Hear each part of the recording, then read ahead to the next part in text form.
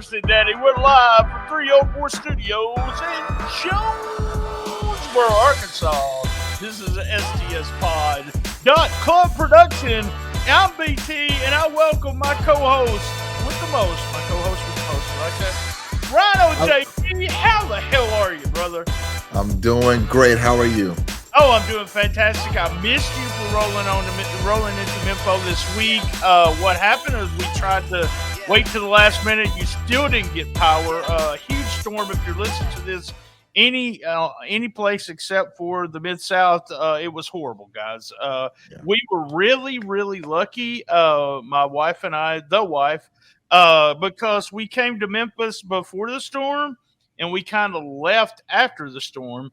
So we arrived. There was 8 tornadoes in this area, in the area that I live in, and thank God we were not touched at all. My mother went with my mama, the one I love so much. She went 28 hours without power. You went a long time without power, but we're back on and we're streaming and we're ready to go. Right? We're back, just like that, ready to go. We were in real IRL. Can you believe that? In real life. We met. First, before we get started, we had the record store yesterday. It's a Christmas. It's doing fantastic numbers. It's a Christmas version. So go. It's on our main feed. That's right. We do a music podcast also. Rolling into Mempho. Remember this Saturday at 1 o'clock. This week also, you're joining me. Tomorrow night, and where the Pro Wrestling Torches, Eric Crowley will also be with us as we talk about Winter is Coming. It's called Dynamite, not Dynamite, but Dynamite, and we'll review it just the way we usually do, rolling into Mempho.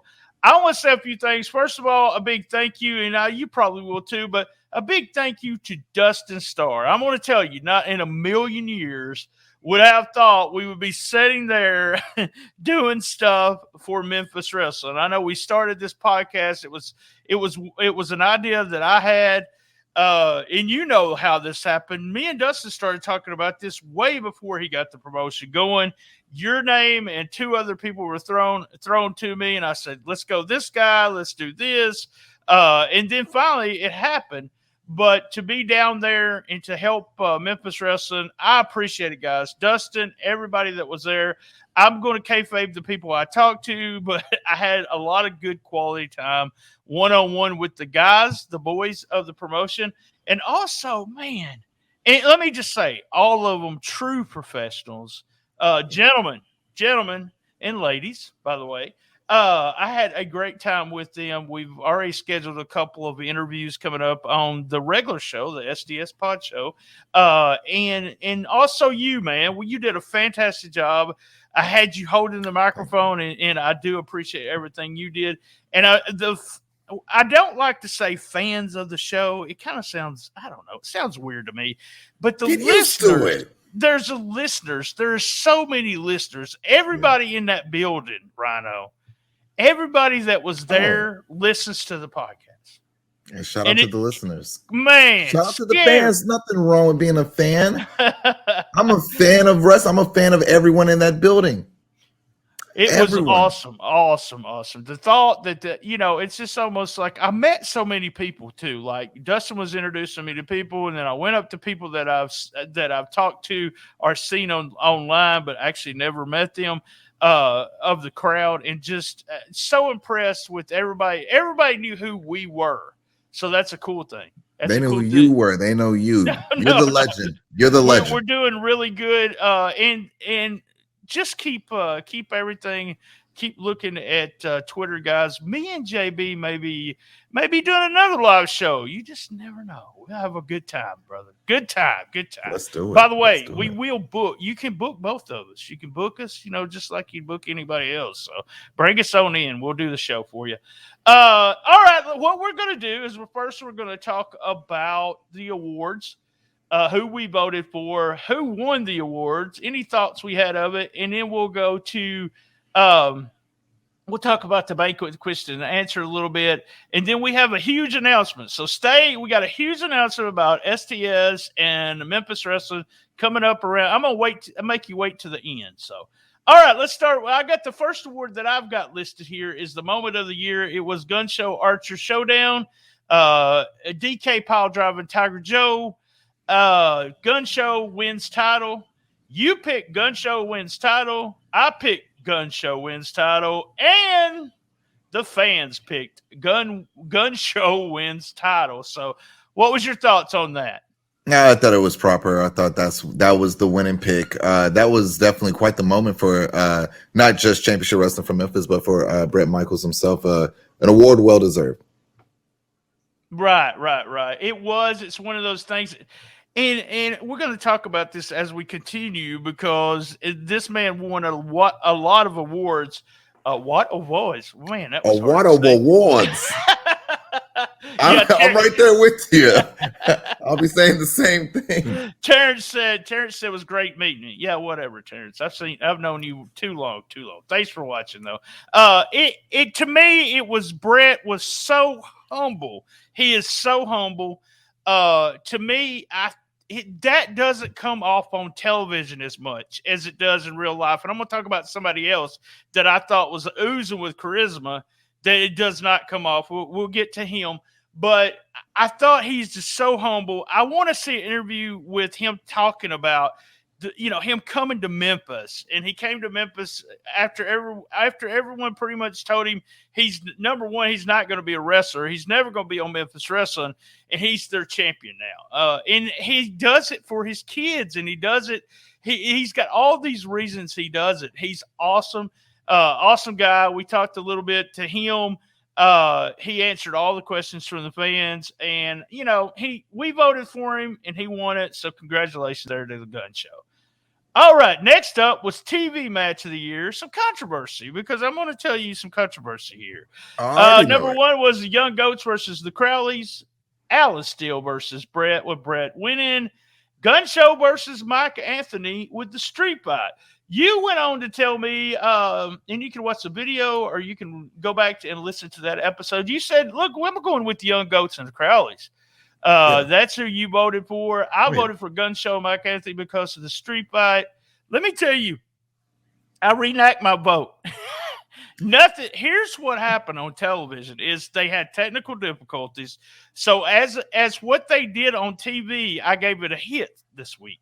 But overall, as match of the year, I didn't really think that was a candidate of the finished product. I don't think the finished product that was on television should have been voted as a candidate. And so I'm giving my vote back to Young Goats and the Crowleys, and I'll agree with you on that. Yeah, they put on one hell of a wrestling match. It was one hell of a match on TV. And not taking anything away from that street fight, but that match between them was just absolutely incredible. Second to none, in my opinion, when we're talking about the matches and the matches that were listed. Right. And you said, look, it hadn't been on television yet, but and I was telling there's so many people that actually had told me that was one of the reasons I actually voted for it. But after seeing, and I hate it because I've been told by everybody that was there live, it was crazy, and there is some crazy highlights, but I don't think the finished product beats overall the Crowleys against the Young Goats there. All right, so we're going to get to this kind of not in the same order as it was on the show, but the same order as it was on our show. So MVP of the night, the winner was either going to be Uncle Mikey, Mike Anthony, or the big swole Justin Cole. I voted for Mike Anthony. You voted for Mike Anthony. But the fans, they voted for Big Swole, Justin Cole. Yeah, Big Swole, Justin Cole winning that one surprised me. Not to take anything away from Big Swole, but I felt like, for me personally, we both chose Mike Anthony. And I think we were so impressed with his development within this program and his growth within it. We were looking at things maybe a little bit more layered. Big Swole has been there since day one. Big Swole has always had a group of people in the crowd cheering for him. I mean, not just a group, almost the whole crowd cheers for Swole, Swole, Swole. Everyone says it. He did the slams to raise money and awareness. That was absolutely amazing. He's got a lot of accomplishments in here, and he went toe-to-toe with Mike Anthony as well. He had a few battles here. He ended up winning, but with all that said, still surprises me that he won. It just surprises me. You got Mike Anthony in there, I believe the uncrowned, can we call him the uncrowned MVP of championship wrestling? He's just, his performance, his character is something that I think that this program can't, I don't want to say can't go without, because anything can go without in developing, as we've seen in professional wrestling over time with so many different programs. But his what he's doing in his character, it is just bringing more to, I believe, everyone on the program. We need more original characters that are growing and developing within championship wrestling for Memphis. And Mike Anthony, he's the MVP of that. And I don't want to speak up for you, but I feel like we were looking at it more so from that sense. I agree, but after we did the Q&A and after he won and being there live with him, this is a guy who on television does not come across as let me say it, as big of a star as he does in person. I agree with you on that. Justin Cole has a charisma that you cannot teach anybody. You can't teach them. You can't actually say, look, I need you to have charisma. And he's a role model. He is. He comes off inside and out. True babyface, a gentleman. And I think that's what the fans saw. And that's why they voted him MVP. That was the only award that he was nominated for. And I feel like they said, hey, we got to give this to this guy because he's awesome. And just really humble as he was talking and thanking everybody. And just he was surprised. I asked him that. I said, were you surprised? Said, man, I was real surprised. I was surprised that I won. You know, I knew I was nominated, but I was really surprised I won. All right. We both want to say a big thank you again. And thank you to everybody that's listening this month. I don't know because I only get a little bit of snippets of downloads and listens and everything. But it looks like it could be the biggest December ever. Well, it's going to be the biggest December ever. It could be the biggest month ever. And it has a lot to do with us going to the banquet and everyone looking at old episodes and stuff like that. Remember, join the Patreon. I'm going to announce something at the very end. Join the Patreon. It's only $3. You can grandfather yourself into the $3 because at the end of the year, from January on, it's $5 on the lowest tier. So just letting you know that. And you get to listen to all the mess ups. Like, I mean, we don't mess up, but you know, you may get an uncut version. There you go. Uncut. I like it. All right, uncut, let's talk about uncensored. That's right. Tag team of the year. It was the Posse, the Young Goats, or the Skimmerhorns. You said Young Goats. I said Young Goats, and the fans said the Young Goats. Yeah, they really. I mean, we were talking about the Young Goats since day one. Those are my guys right there. Shout out to the Young Goats. Zay and Aaron they've just been killing it, man. Their charisma and their entrance music now. You saw where the people say when we were sitting there and they played their music, it's like, hey, they do know their music. Yes, it's a hit, it's a banger. And the way that they tag in the ring, for me since day one, it's their contrast of character and moveset that just works so well together. And them working together, they look like brothers more and more every time I see them together. They just look like two guys that are on the same page. They have nothing but love for each other, that work their asses off, not just for themselves, but for each other. And that's what makes a great tag team. They definitely deserve that award there. But I got to say, I'm surprised that list wasn't longer. I'm surprised there wasn't some more names on there. I was going to ask you that. You're bringing it up. I know there was a little bit of a controversy because it being sort of like a tag team haven. How about that? This has turned into so many good tag teams. Country Rock, who I'm a big fan of. We talked about that, what I would do with them. Skimmerhorns. You just always have a good tag team. It's Skimmerhorns, Young Goats, the Posse, and the Crowleys. It's almost like we kind of forgot about the Crowleys, and they had some of the best matches on television and have a hell of a gimmick. So it's just one of those things where next year we might need 5 people to vote on, 5 tag teams to vote on. We could have still voted. And Young Goats are very popular with the fans. And I put them over as big as I could. I always put them over on this podcast. But you got 2 guys who have potential to do whatever they want to do. And also, I always see them as single champ down the line also. So, all right, the last 2 awards. Woman of the Year. We had Nikki Lane, Heather Monroe, and Amber Rodriguez. You voted Nikki. I voted Nikki. And the fans voted Nikki. I'm surprised that list wasn't a little bit longer as well. I would have liked to have seen the name Diana Taylor on that list. She's been there, I would like to say, since day one. And has had some pretty interesting angles within the company as well, with the whole DDT thing getting started. That was organic, completely organic. Yes, I felt like that was great for the program. So I was disappointed not seeing her name on the list. But Nikki Lane, the winner, I mean, hands down. Well deserved. She talked about Diana and DDT and talking about part of her success.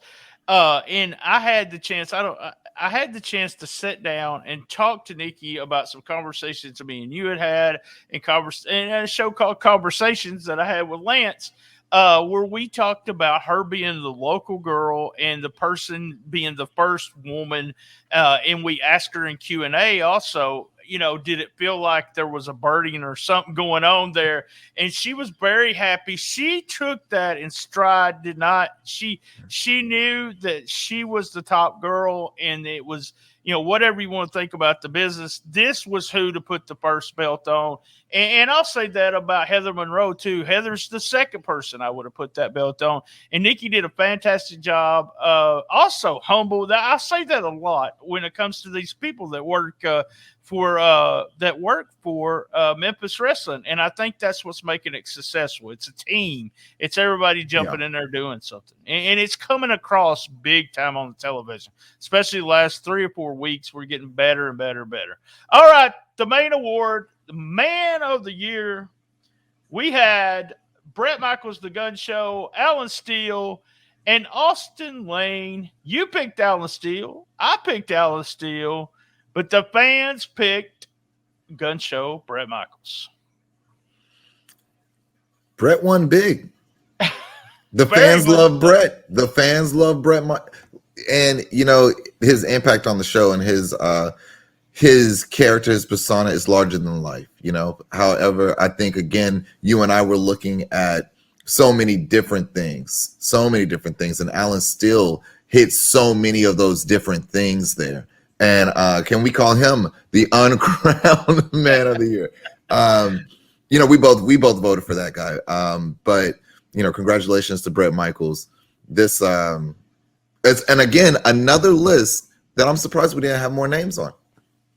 Yeah, I mean, that's if you pick 3, then you have to pick 3 people Man of the Year. We talked about Austin Lane being a big part of not only being the best matches in the ring, singles matches, probably on television. That's what if we were just looking at that, we looked at Alan Steele, and the reason I think both of us voted for Alan, and you had said it, is it's kind of right. Like, even though Bret is the guy that won the belt, you have to have the guy that steered him toward it, who wrote the story with him, who was his dance partner, who actually put him over more than, really helped get him over as the top babyface. So that, and this deal with Anthony and Bret that's going on right now is a total different deal. And that helps out because it's a different story. It's something that they're doing different, but Alan helped a lot by his debut and he can't, Bret's not going to beat Alan. He's not going to beat Alan. And then finally beating him, and Alan just disappearing. Like, he didn't come back out the next week. He didn't come back. And so it's almost like the fans can think, well, he not only beat Alan, well, he run him out of town. He beat him so much, he run him out of town. And I think that's one of the things they love. The fans love Bret Michaels. They really do. Yeah. And he I mean, he comes across, even though his interviews are boom and he's, all angry every time he does an interview. When you talk to him in person, he shakes your hand. He's humble. He talks quietly.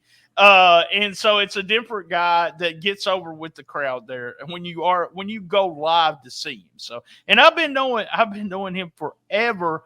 A long time. And when him and Mike Anthony both, and it's funny because when I first met them, they were really tiny. I mean, both of them was tiny as I don't know what, small guys. They worked a whole different style.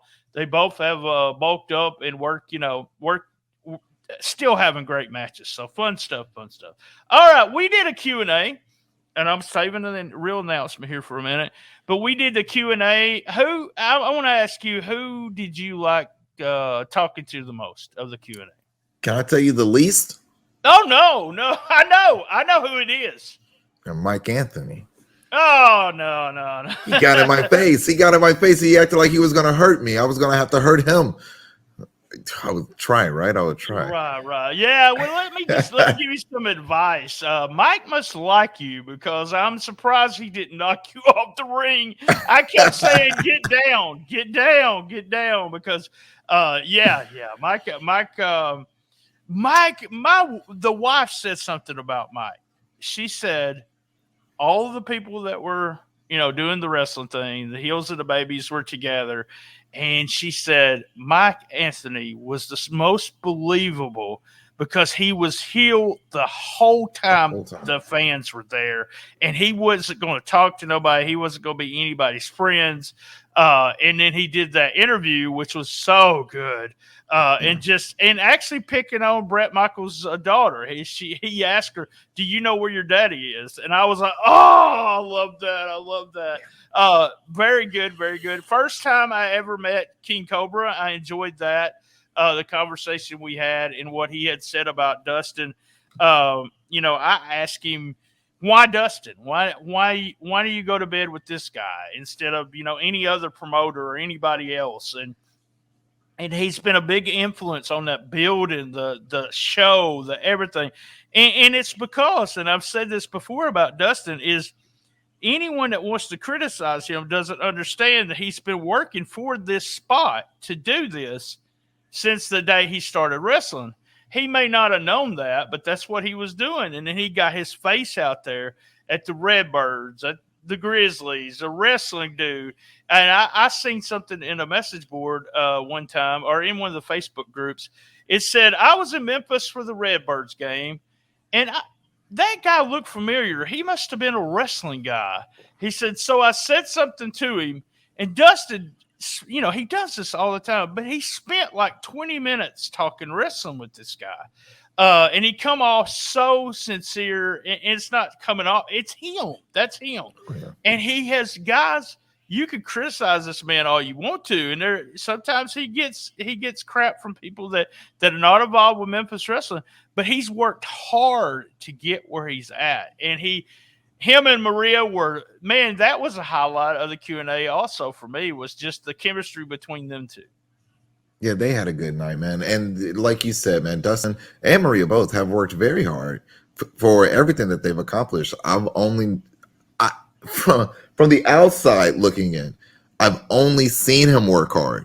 I don't think I've ever seen him do anything else. I wonder how does he rest? What do you think he does to rest? What do you think? Like, can you imagine him just kicking back, relaxing, not doing anything? I can only see him working his ass off. That's the only thing that I've ever seen. And he's so good at it. He's one of the most humble and down-to-earth people that I've met, and has helped me in so many ways with so many different things. When I think about, I think I work hard from time to time. And then I think about Dustin. I'm like, oh, gosh. So much more I could be doing. So much I could be working hard. I could be doing more. I could be more at it. But he's one of the hardest working people I've ever seen, and he definitely deserves everything that he's built, especially on his own. He's absolutely incredible power couple. Awesome. Yes, very, very much so. So let me ask you about the Q&A there that kind of went off the rails a bit. We had the Crowley set down, and I was like, are they really going to answer questions from the fans because of their gimmick? That's what I thought. Are they really going to do it? Are we really going to expose? Are y'all going to continue? Are we going to kayfabe? What are we going to do? Man, I don't know. I don't know all the stuff they said, whether it was a shoot or work. But let me tell you, if that video is ever released, it is off the rails with the Crowleys. They said anything they wanted to say for about 12 minutes, and we finally said, all right, we're done. All right, let's get out of here. Let's get out of here. They went into the crowd. They went for Dustin. They went for the young goats. They went everywhere. They stayed in gimmick. If you're a fan, they did a fantastic job. But I was in that moment where I was like, what are we doing here? It started out fun, but then I started wondering, what are we doing here, kind of thing. For me, the entire time I was in awe, in the best way possible. I thought it was perfect. I thought this is the Crowleys. It's supposed to feel weird. We're supposed to feel weird. It's the Crowleys. You're there. You were having fun, and then it gets to a point where it's like, what? Right. Exactly. It was. You want to know what I'm? It started becoming uncomfortable, and if you want to say that's them, that's the Crowleys. They make you feel uncomfortable. So if that's part of the gimmick, and they stayed in gimmick, and they said probably more that night than they said all on television. Who else did I really? I like talking. Not a lot of questions for the young goats, but me and you had the questions. We always come through with the question if the fans aren't asking, because we watch them every week. We ask them that question. We talked about it on Patreon a couple weeks back. I was all about they're going to want to go to the WWE. They're going to want to go to the WWE. But these guys said if they had two contracts laying in front of them, they would be going to AEW, and the reason why is that their style and Zay's a smaller guy and a bigger guy, but their style and their size and everything would fit better in AEW. It's still a shock to me that they didn't say the WWE. Yeah, it's a new day and age. New day and age, and the preference and choice there. So many different things you got to consider, and to say that the style of wrestling is what they're considering. That's what AEW is all about, that all elite wrestling. So one thou wow right there. Right. It was very good. Very good interview with everyone was really good. Justin just sent us a note saying, thank you guys. We're not going to BS you. We're going to tell you the truth. So really, like I said, really surprised at the response that Justin Cole got and deserved that MVP. Is his interview is one of those you need to see. Nikki and Austin had a fun time talking.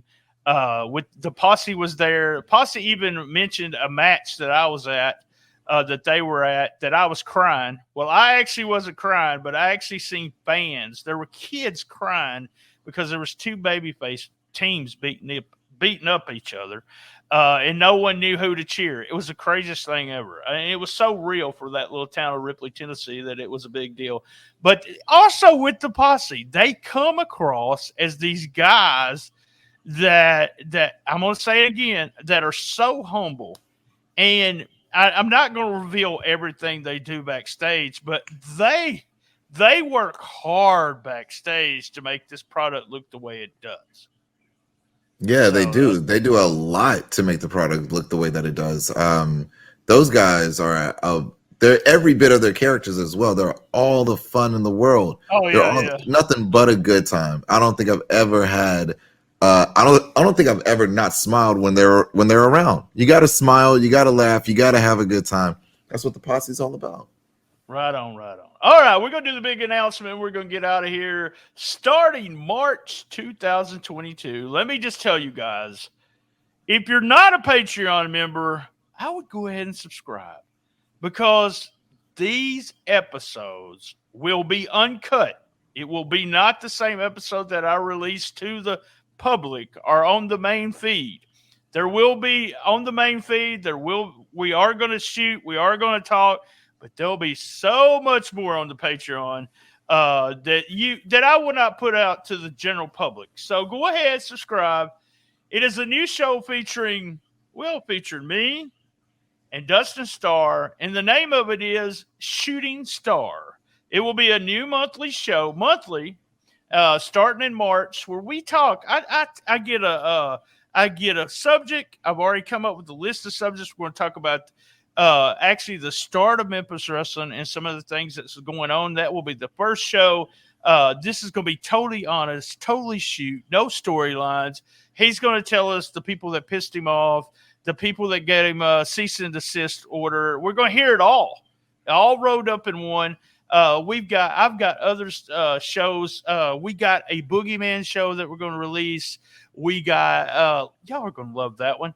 I've got a show that I've already started writing with some. You're going to get a background of the wrestlers that we talk about and their history with Dustin, and him telling them about what happened. Derek King. Derek King's going to be one of our subjects. Derek the King. So it should be interesting. Guys, I have a whole list of subjects, but I'll just tell you. A Boogeyman show, the start of Memphis Wrestling, and the Derek King show is going to be well worth your $5 a month. I promise you. I promise you it will be. All right, guys. Thank you, guys. Same bad time, same bad channel. Tomorrow night at 9 o'clock, it's going to be Rhino. I almost called you Dino. It's going to be Rhino, me, and Eric Crow from Pro Wrestling Torch talking about Winter is Coming on the best little wrestling podcast in the business. Be there! And as everyone knows, I love my mama. Me too.